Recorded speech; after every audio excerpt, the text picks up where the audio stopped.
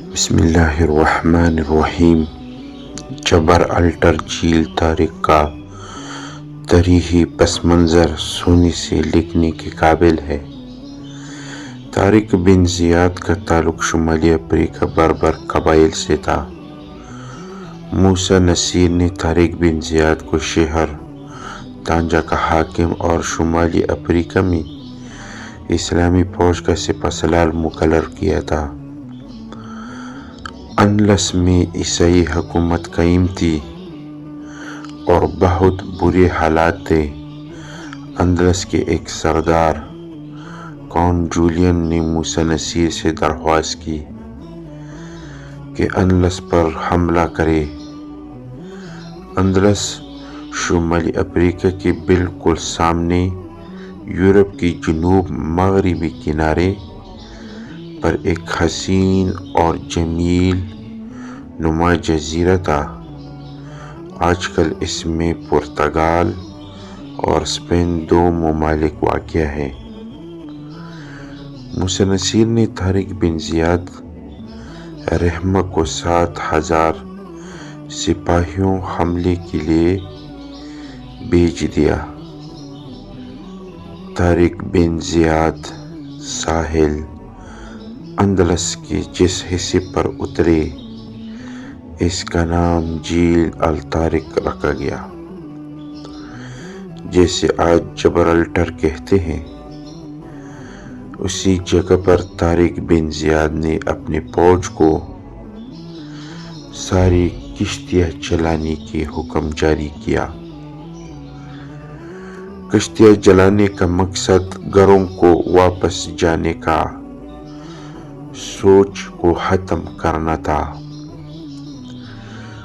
موسیٰ نصیر نے طارق بن زیاد کو 5,000 فوج اور بھیجی تو ٹوٹل 12,000 ہو گئی،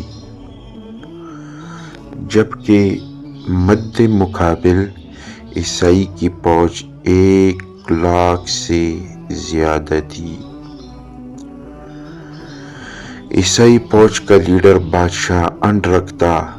اسی مقام پر ہیرو اسلام، فخر اسلام طارق بن زیاد نے عیسائیوں کے ساتھ وہ خونریز جنگ لڑی جسے آج بھی عیسائیوں کی دنیا یاد رکھنے کی، جس میں عیسائیوں کو شکست ہوئی۔ یہ واقعہ 8 شوال 92 ہجری کو پیش آیا اور اسلامی حکومت قائم ہوئی۔ کشتیاں جلانے والا واقعہ لیجنڈ ہے، لیکن اس جگہ پر بہت اعلیٰ تقریر کی، جس کی وجہ سے مسلمانوں کی حوصلہ بلند ہوئی تھی۔ روڈرک کے 1,00,000 کے لشکر سے جنگ کا سامنا کیا،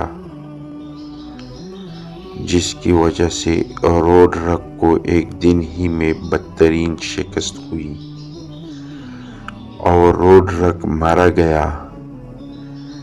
یہ باقی تاریخ اس پر بھی خاموش ہے۔ اس جنگ کے مسلمان شہر فتح